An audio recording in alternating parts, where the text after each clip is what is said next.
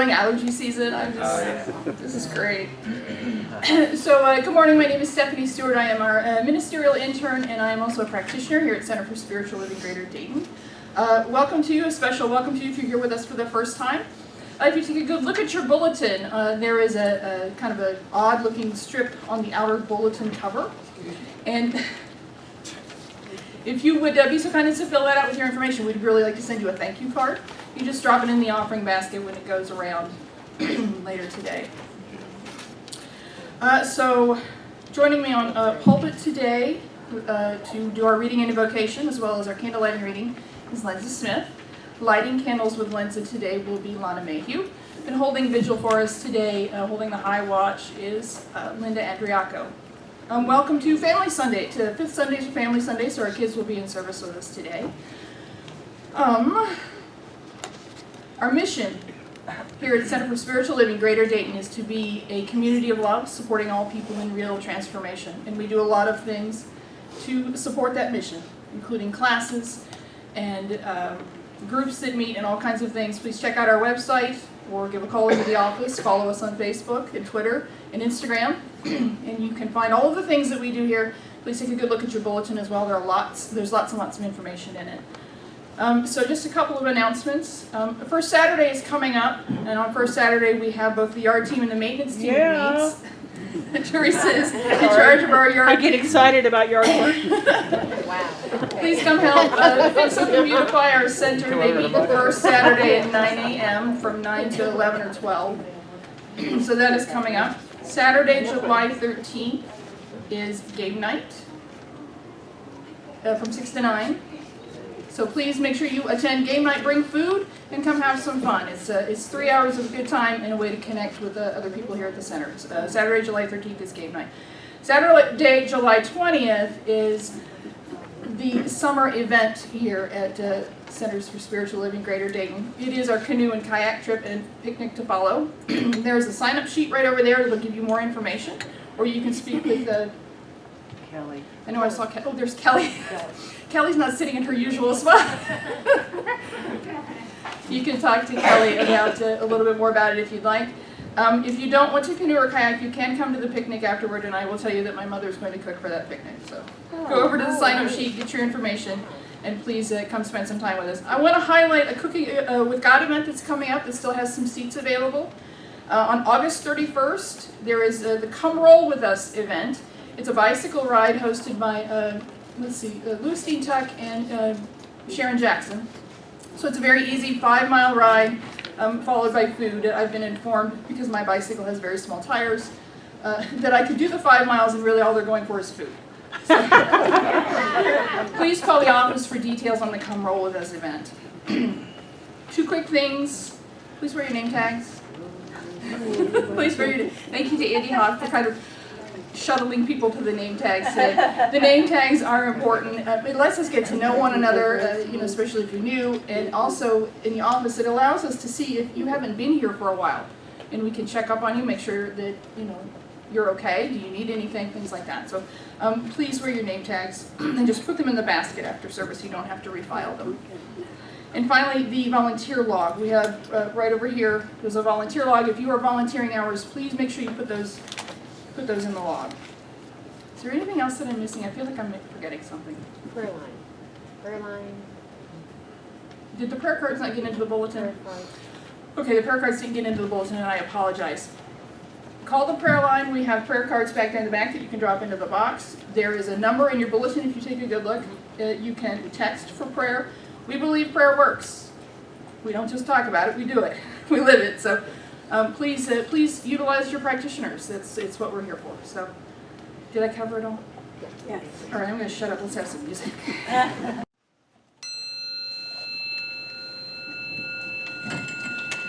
We light the first candle to recognize Buddhism. Chaos is inherent in all compounded things. Strive on with diligence. We light the second candle to recognize Judaism. The truth is that love is the ultimate and highest goal to which man can aspire. Then I grasped the meaning of the greatest secret that human poetry and human thought and belief have to impart. The salvation of man is through love and in love. We light the third candle to recognize Islam. There is no creature on or within the earth or bird that flies with its wings, except that they are communities like you. We light the fourth candle to recognize Taoism.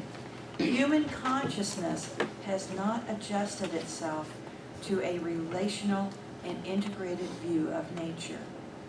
We must see that consciousness is neither an isolated soul nor the mere function of a single nervous system, but of that totality of the interrelated stars and galaxies which makes a nervous system possible. We light the fifth candle to recognize Christianity. Open your mouth for the mute, for the rights of all the needy. We light the sixth candle to recognize Sikhism. As all creation has the same origin and end, humans must have consciousness of their place in creation and their relationship with the rest of creation. We light the final candle to recognize Native American spirituality. Perhaps you have noticed that even in the slightest breeze, you can hear the voice of the cotton tree. This, we understand, is its prayer to the Great Spirit. For not only men, but all things and all beings pray to him continually in different ways.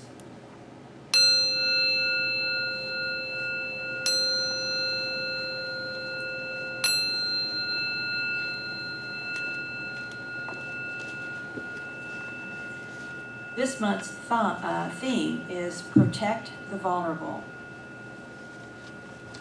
And today's reading comes from Terry Patton. When we emerge from the isolating trance of our fragmented subcultures and begin to act with others with the understanding that we really are all in this together, something important happens. We enter together into a profound shared experience. We enter into a new consciousness and creativity that are not available to the lone individuals. No one, regardless of their enlightenment, can be what many of us can be when we are awake together, united in consciousness, vision, fellowship, care, and purpose. If you would, please go into the silence with me for a moment and take these words with you.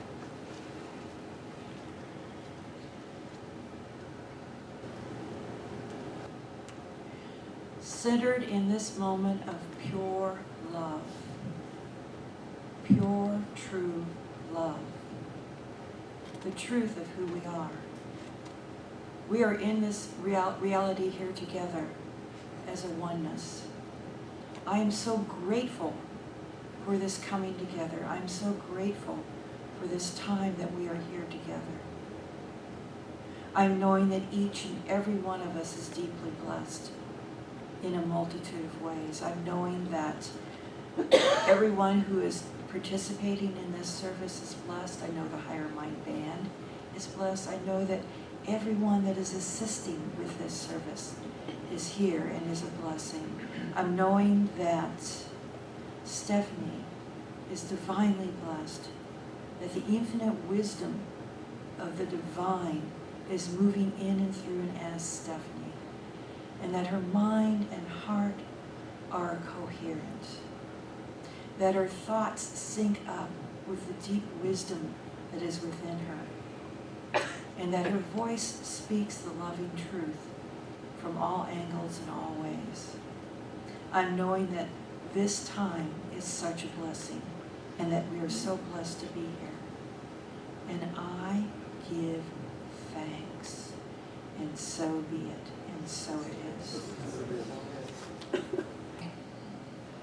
I sent the wrong type of file to my tablet, and it's like size 7 font, and what I have printed here is size 18, so it's on my paper today, so if I start throwing things, you know what's happening. So I'm talking about heart-centered social engagement. That's the title of today's talk, is heart-centered social engagement. Today is, of course, the end of June, which marks the end of our theme for the month, which, as Lenza said, is Protect the Vulnerable. It also marks the end of Pride Month, the celebration of the LGBTQ+ community, which, despite a lot of advances, is still a vulnerable group here and around the world. As we end our monthly theme today, I invite you to really look around in your own life and consider what groups or communities that you come in contact with on a regular basis that are vulnerable to abuses of power. Domestic violence victims, children, people of color, the poor, refugees and asylum seekers, people that are labeled disabled, and of course the LGBTQ community, just to name a few. Please stop.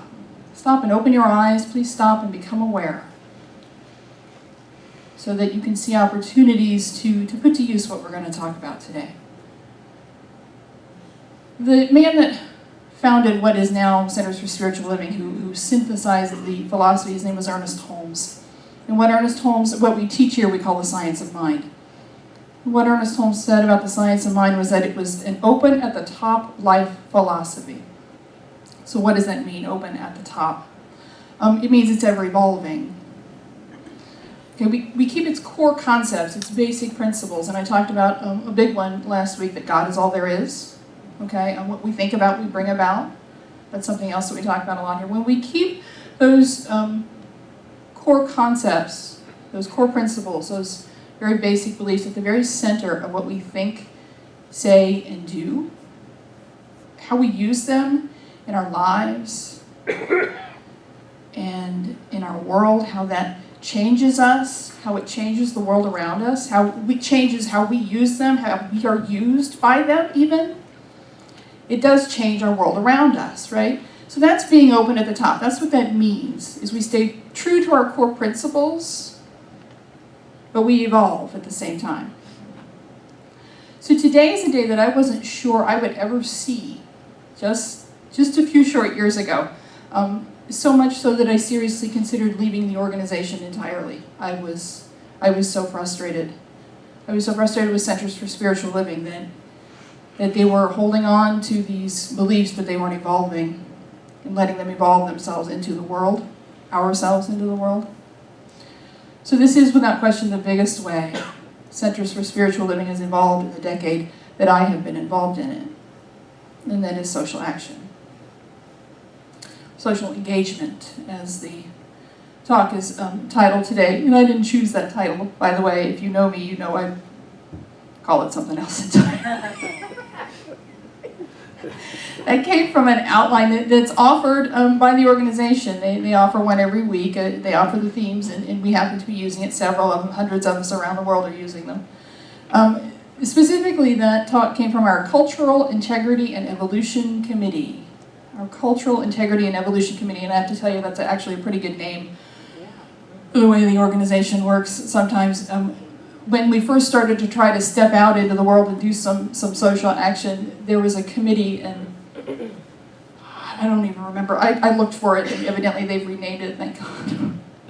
Because it was the spiritually centered, hippy-dippy, we're just sticking our toe in the water kind of committee. Just an awful name. And I laughed when I first saw it. I said to Reverend CC, I said, why can't we call a thing a thing? Why does it have to sound like an after-church prom committee?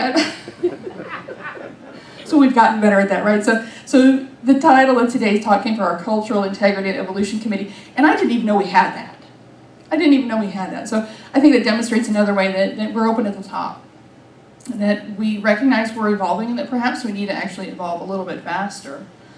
So we have a committee to make sure that we stay true to our teachings and that as we grow and change. So, social engagement, social action. I like action better.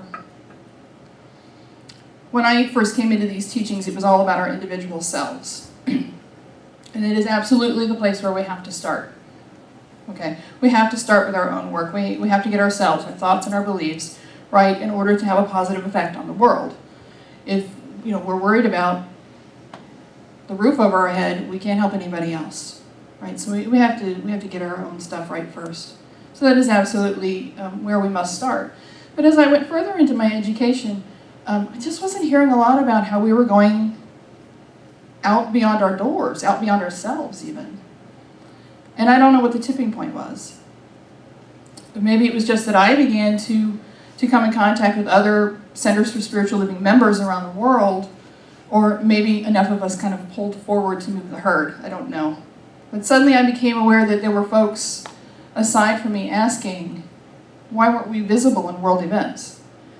Why were there so many clergy of so many different faiths involved in protests and community service in places like Ferguson, Missouri, but we were not there, despite having a church in St. Louis? Why were we not making public statements about a lot of things that other faith communities spoke out on very freely? I don't know what happened. But now, we have ministers in our communities at the border advocating for refugees and asylum seekers. We have people offering chaplain services to detained immigrants. We have people organizing and participating in protests for children being separated from their parents. We're offering chaplain services to prisoners. There's a lot of vulnerable groups that we're now advocating for. I don't know what happened, but I'm very, very grateful because here we are. An entire year's worth of talks from home office that are centered on how we can be out in the world and make a difference. Something that just 5 years ago, really, I didn't think would happen. And I thought maybe this isn't the place for me. I think people get afraid we'll become political and leave the spiritual behind. We still have many ministers that say, well, we don't need to be out in the world. All I have to do is change myself and the world changes. Or they say, we don't talk about anything political here, we only talk about principle. I'm not really quite sure what political is. But if we ignore what's happening in the world around us, one, we're part of the problem. 2, we miss out on opportunities to be seen and heard and found by other people. And 3, we miss out on an opportunity to make a positive effect in the world. Heart-centered social action that comes from a centered place of spiritual principle, from a place of oneness, is vital in our modern world. The first thing it does is it moves us out of our individual wants and needs and into a place of empathy and compassion.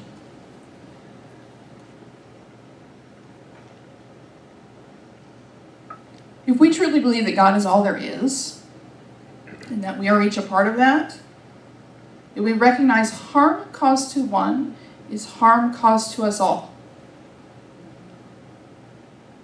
We are each less without the other.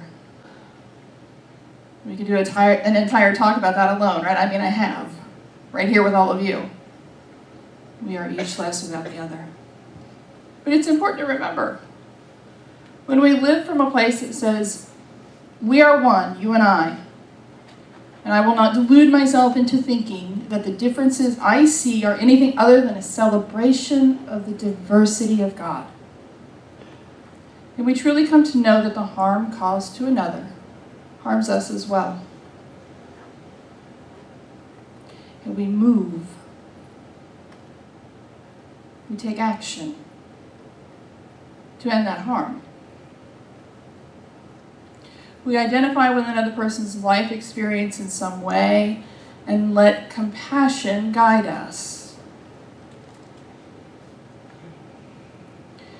Yuri Kochiyama was an American activist that advocated for many causes over her long life, but was most heavily influenced by her Japanese-American family's internment at the hands of the U.S. government during World War II. And she said this: "Life is not what you alone make it. Life is the input of everyone who touched your life and every experience that entered it. We are all part of one another. Life is not what you alone make it. Life is the input of everyone who touched your life and every experience that entered it. We are all part of one another." Pain and loss do not have to inform our empathy and compassion. Ernest Holmes himself said, "We've learned enough through suffering." I agree. Living from spiritual principle can be much easier to go through than pain and loss. When we live with a heartfelt understanding that what is happening to that person that is so unlike me could also happen to me, when we accept that, then we are living an empathetic, spirit-centered life. Now that can be hard to do with some people. And the thing I usually ask myself is this. I ask myself, am I having trouble having empathy or compassion for this person because I'm scapegoating them to protect someone else? Am I scapegoating them to protect myself? Am I scapegoating them to remain comfortable? If they don't want their children taken away, they shouldn't come here. I'm not responsible.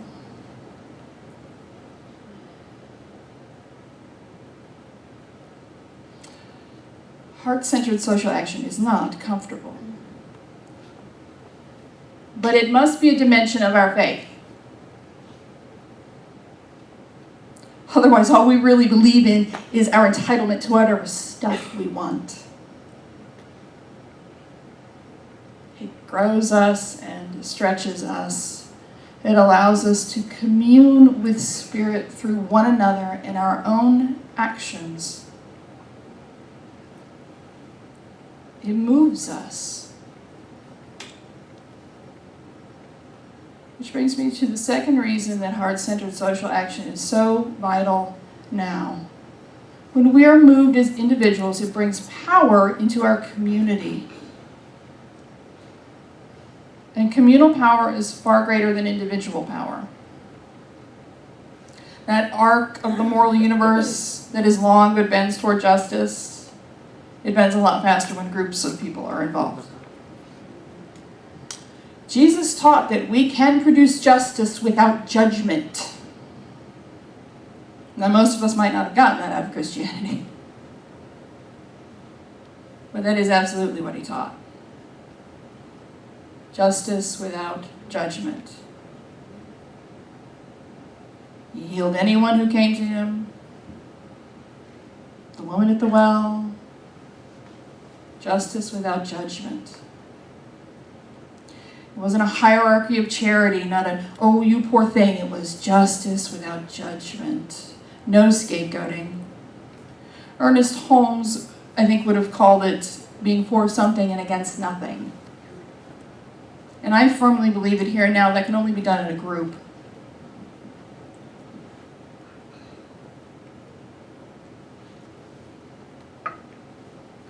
It's much more difficult to scapegoat someone when we're functioning in a group. I might not be able to have compassion for someone, but I guarantee you there's someone in this community that can have that compassion that I'm missing. And because we're safe here together, I can get the help that I need to get to that place of empathy and compassion for this person that I'm trying to hold outside of God, outside of me, and outside of oneness. We're moved to empathy and compassion only because we can have it for ourselves first. We begin to heal ourselves. And when we bring that energy to a community, we help heal that community. And what do healed communities do? They heal the world. Healed individuals, healed communities, heal the world. There's a lot of social action taking place right now. Here in the US, all over the world, there's a lot of social action taking place. But there isn't enough heart-centered, or principle-centered, if you would rather, social action taking place. It's important that that void be filled by people of faith, by people of divine principle. It's important that we, Centers for Spiritual Living, step up and fill some place in that void. There's a lot of activism currently that is born of anger, and people have a right to be angry. But when anger is the driving force and not oneness, we can grow weary and fall into despair. Do you feel that right now? Do you feel the fatigue? Do you feel the despair? That's individual, sort of anger-driven activism. Now, please don't misunderstand. I won't generally tell you that anger is a bad thing. It can be the spark that launches amazing positive change in our world. But anger as a driving force is not, in my opinion, sustainable. Depression caused me to be angry for 25 years. And I finally just wore down. I said, look, I have to start to heal or die.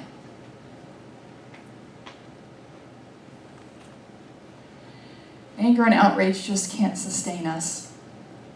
Empathy and compassion, though, can. Operating from a place that says, harm done to you is harm done to me, I am less without you, can sustain us as we move faster and faster toward justice without judgment. If we aren't angry, if we aren't despairing, we are much less likely to scapegoat another to keep ourselves comfortable. So now we know why engaging in social action from a place of oneness is so important.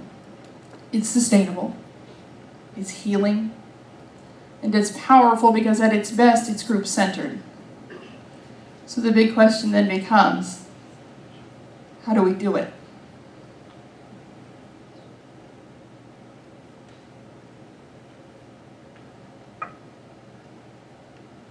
I don't personally have a lot of answers for that. I know if we do it together, I know we have to do it together if we really want to affect positive change. So what do you want to do? And if you're sitting there saying, well, I want Reverend Cece to tell me what to do, then I invite you to look in the mirror and see yourself as leadership. Reverend Cece is our spiritual director. The work that you do on yourself is yours. The community we come together in here is ours. She's a part of that, a big part of that. But I don't think it's a great idea for any one person to be a driving force in a community. I'm sorry.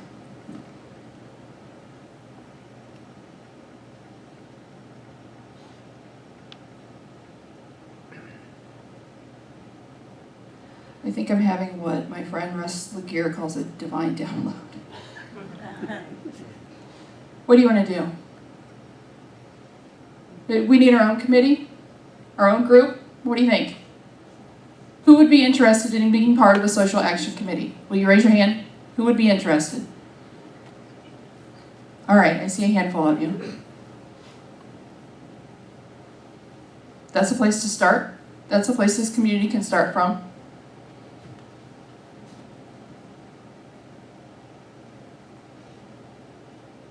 Okay, so those of you that are interested in that, if you have a bulletin, please take that bulletin in that tear-off strip that I talked about at the beginning. Please tear that off and write your name and your email, and please write legibly. Look, to my knowledge, we have one doctor in this congregation, so ain't none of the rest of you have an excuse, okay? Write your name, write your email, and write social action at the top of it, and drop it in the basket as it comes around. If you'll please do that, and we'll see where we go. We'll see where we go.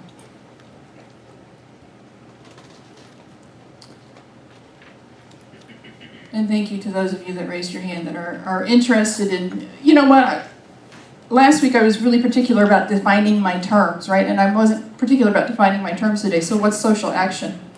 It doesn't have to be a protest, okay? It doesn't have to be a protest.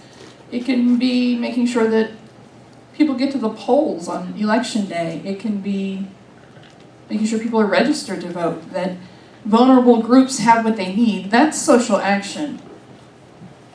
That's taking what we know and what we are and taking it out into the world. If that interests you, write your name down, write your email down, and put it in the basket when it comes by. And we'll find a place to start. Where might this take us? The first thing we have to remember is that none of us are going on this trip alone. Right? We're going together. But when we talk about engaging in social action from a place that says we are one, I know that it will be difficult. I mean, we're changing paradigms. There will be resistance from others and from within ourselves. But I also know it will be rewarding. Well, how can it not be? How can being a part of building a just and equitable world for ourselves and future generations not be rewarding? I know that we will be changed.